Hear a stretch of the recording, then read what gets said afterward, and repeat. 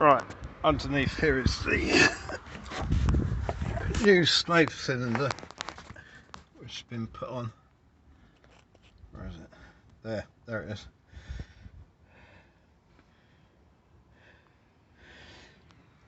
Broke down last Monday and the garage couldn't take it until yesterday. They sourced a new part, put it on this morning. Up here we've got the redo the clutch up here, that's called the master cylinder, and then down below is the slave cylinder. So this truck's done 165,500, but still working fine.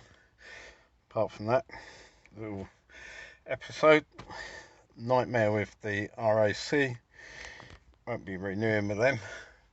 I'll try green flag or AA next. Right, until the next one.